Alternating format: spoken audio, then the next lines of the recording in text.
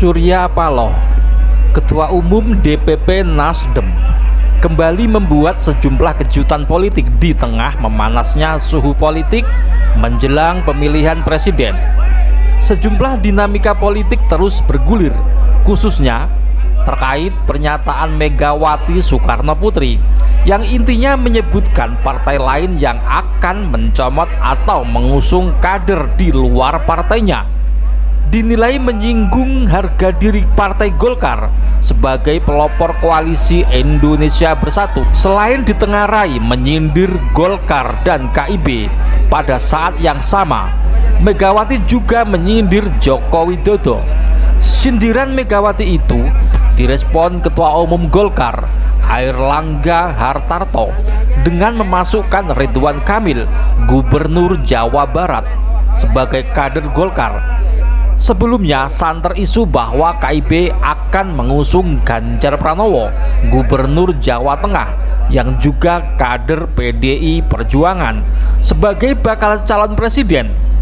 Sejak sindiran Megawati viral di media, sejumlah dinamika politik bermunculan, khususnya terkait dua kubu yang selama ini terkesan berlawanan, yaitu kubu Joko Widodo yang berusaha keras mengganjal Anies Baswedan alias anti Anies Baswedan, dengan Ketua Umum Nasdem Surya Paloh yang sudah mendeklarasikan Anies Baswedan sebagai calon presiden. Dinamika politik antara lain: pertama, terjadinya pertemuan politik antara Luhut Binsar Panjaitan dengan Surya Paloh. Kedua, pertemuan antara Joko Widodo dengan Surya Paloh. Ketiga, pertemuan antara Ketua Umum Partai Golkar Airlangga Hartarto dengan Surya Paloh.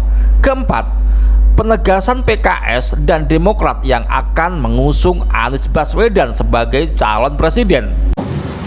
Sebagaimana ditunjukkan dalam tim kecil koalisi partai-partai pendukung Anies Rashid Baswedan, PKS konsisten menjadi bagian dari koalisi partai-partai pengusung Anies Rashid Baswedan tersebut di Pilpres 2024, sehingga koalisi ini memenuhi parlemen presidential threshold 20%. Sejumlah pertemuan politik dua kubu itu memunculkan efek dan spekulasi politik di kalangan pengamat dan masyarakat. Pertama, mencairnya hubungan politik antara kubu Joko Widodo dengan Surya Paloh. Kedua, munculnya kemungkinan kocok ulang koalisi politik menjelang pemilihan presiden. Ketiga, meredupnya tudingan politik sepihak terkait politik aliran yang dialamat ke Anies Baswedan. Momen politik paling fenomenal adalah pertemuan antara Surya Paloh dengan Ketua Golkar Airlangga Hartarto sebagai penggerak koalisi Indonesia Bersatu atau KIB. Pertama, sebagian pengamat memprediksi pertemuan itu sebagai momen terbukanya peluang Golkar masuk dalam koalisi perubahan yang digagas Surya Paloh, yang dirancang berkoalisi dengan Demokrat dan PKS. Keduanya terbuka kemungkinan Ridwan Kamil sebagai calon wakil presiden bergandengan dengan Anies Baswedan. Kedua,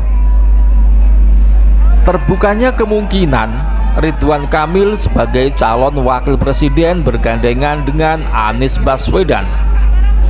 Sebaliknya, ada juga pengamat yang menduga-duga bahwa pertemuan Surya Paloh dengan sejumlah tokoh politik di kubu Joko Widodo itu akan mendegradasi atau membuang Anies Baswedan sebagai bakal calon presiden.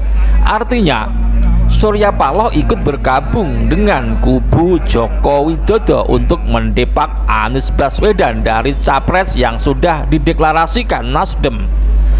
Namun, jika Surya Paloh benar-benar mendepak Anies Baswedan sebagai calon presiden, diprediksi akan memunculkan sejumlah resiko politik yang besar. Pertama, tingkat kepercayaan politik masyarakat ke Nasdem akan terjun bebas alias turun drastis.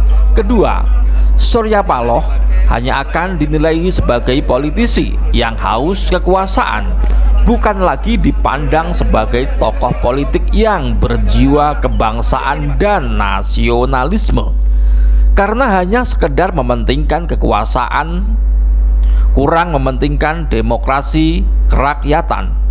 Sementara ini, Surya Paloh dan Anies Baswedan seakan-akan sudah menjadi tokoh dan simbol perubahan politik kerakyatan. Akankah simbol perubahan yang melekat pada Surya Paloh dan Anies Baswedan ini akan lenyap? Apakah Surya Paloh benar-benar akan melenyapkan Anies Baswedan dari kontestasi pemilihan presiden 2024? Atau sebaliknya, justru terjadi kocok ulang koalisi partai-partai untuk memperkuat pengusung Anies Baswedan sebagai calon presiden 2024? Kita tunggu dinamika politik selanjutnya. Bagaimana pendapat Anda?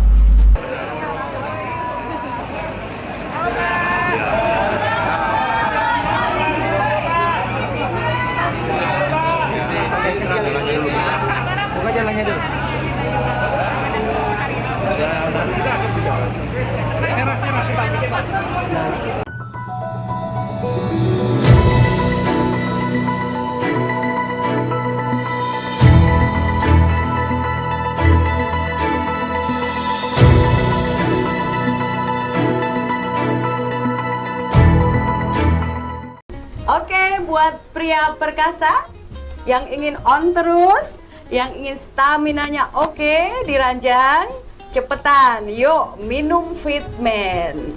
Fitman on terus sampai tua.